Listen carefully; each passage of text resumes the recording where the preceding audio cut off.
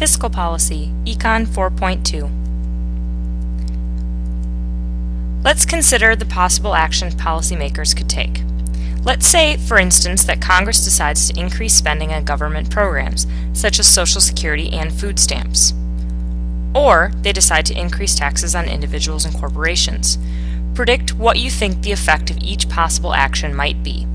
Choose from Effect A, does it stimulate the economy? Effect B, neither stimulate or slow down the economy. Or Effect C, does it slow down the economy? So let's look at number one. Number one, increase spending on government programs such as Social Security and food stamps. Will that stimulate the economy or slow it down? Will increasing taxes on individuals and corporations stimulate it or slow it down? The answers to these questions, the first question is increasing government spending will stimulate the economy, whereas increasing taxes slows down the economy. We'll worry about 3, 4, and 5 in the next video, monetary policy. Each action, increasing spending, or decreasing spending, or changing taxes, is a tool meant to stabilize the economy. These tools can, again, expand or contract the economy, and these tools are components of what we call fiscal policy, which sounds pretty boring, but it can be pretty fascinating. So fiscal policy. Fiscal policy, what is it? It's the use of taxation and government spending to control the economy. The United States government makes up a huge component of our GDP. Remember the CGI X plus X minus M? The G stands for government spending, which makes up for approximately 20% of all GDP. That's all money spent in the entire country. So therefore, government has a huge influence on our economy. Who creates fiscal policy? Yep, you've guessed it, United States Congress. The President will develop a budget with his White House staff called the Office of Management of the Budget and submit that budget to Congress. Congress is made up of two houses, both the House and the Senate, so it's a bicameral legislation. The budget must be approved by both houses of Congress in order to take effect. So a budget is what you're going to spend and how much money you're going to bring in every single year. So fiscal policy is taxing and spending, and so therefore the budget is fiscal policy. Within the budget, there's two kinds of spending. There's discretionary spending, which is spending that can change from month to month.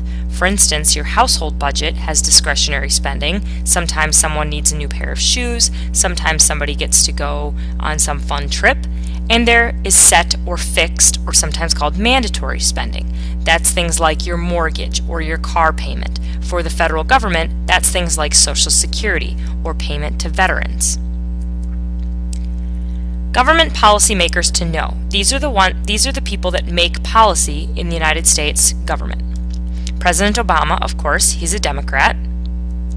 Speaker of the House, John Boehner, he's a Republican from Ohio. That's what these little initials stand for. This is John Boehner. He is the leader of the House of Representatives. House Minority Leader Nancy Pelosi, she leads the Democrats because they're in the minority in the House. This is Nancy Pelosi. She's a Democrat from California. Majority Leader of the Senate, that's the other House of Congress. His name is Harry Reid. He's a Democrat from Nevada. And the Senate Minority Leader Mitch McConnell. He's a Republican from Kentucky. These very important people, along with a number of other policymakers, create fiscal policy in our country. They help determine whether or not bills get passed that spend and tax citizens of the United States. Furthermore, there is a government policymaker named Ben Bernanke. He's the chairman of the Federal Reserve. He creates what we call monetary policy, which will be talked about in a later video. However, he is a very important person, although not an elected official. Here is Ben Bernanke. So fiscal policy and the government. The government has some very unique characteristics. The government is the only group of people that has the power to tax, which means it has greater control over its revenue or money it brings in. Businesses don't have the ability to tax. They pay their tax to the U.S. government, therefore they don't have as much control as the government does. The government has additional unique characteristics. By increasing or decreasing taxes, the government affects the level of disposable income, which is money that you can spend after you've paid all of your mandatory or set bills. Also, the government can finance budget shortfalls, which we call deficits, by borrowing in financial markets. It's kind of like using a credit card, except the person who holds the credit card is the United States government. Furthermore, the federal government is the only group of people who can print more money in this country, which means that they have a strong influence in changing our economy. So fiscal policy, remember, is taxing and spending by the U.S. government. Government spending equals a budget, of course. So if you're wondering where your tax dollar goes, for every one tax dollar you spend, approximately 45% of that tax goes to what we call entitlement or set spending. That's Medicare and Medicaid and Social Security. 19% goes to national defense. That's everything from current military to defense systems to submarines, etc. 19% goes to income security. 6% is interest on our debt. And then you see all the other tiny stuff. Transportation is just 3%. K-12 education, surprisingly, is just 1% of the federal budget.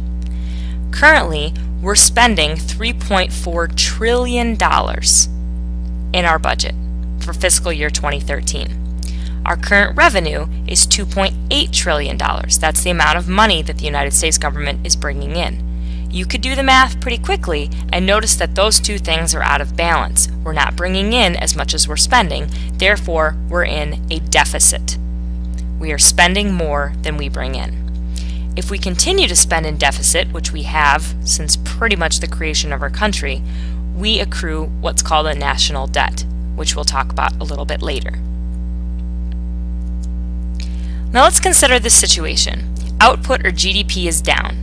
So we're going to look at how the government affects the economy through taxing and spending. So GDP is down. Our economy isn't growing very quickly.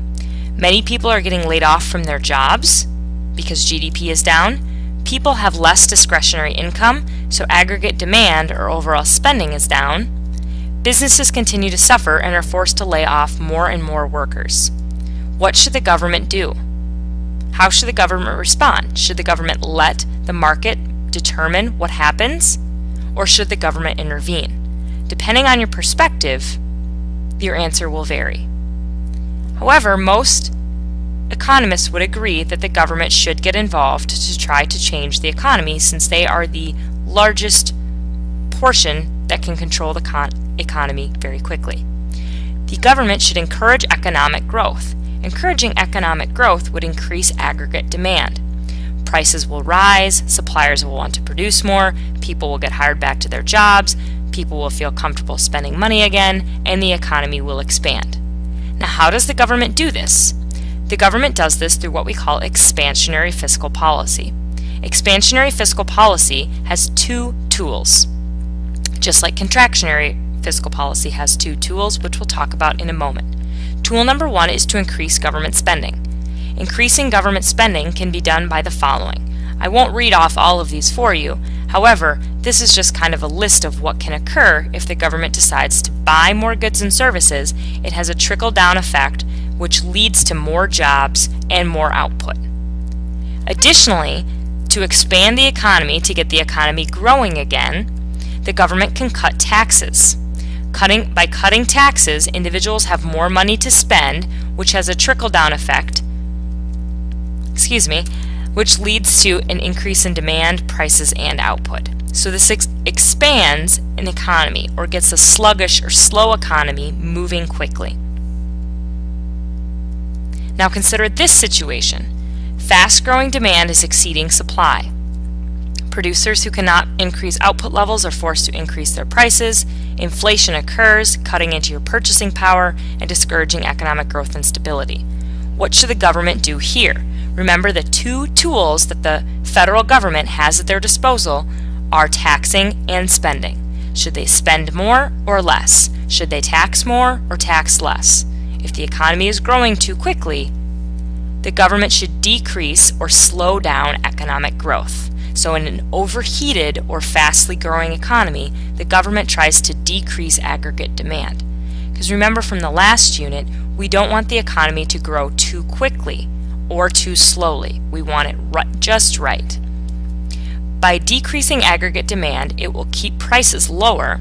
Suppliers will cut production and lay off workers, which might have a negative effect. However, it does slow down the economy, and it slows the rate of growth, and inflation does not occur. How does the government do this? The federal government, through fiscal policy, again, has two tools at its disposal. That's taxing and spending.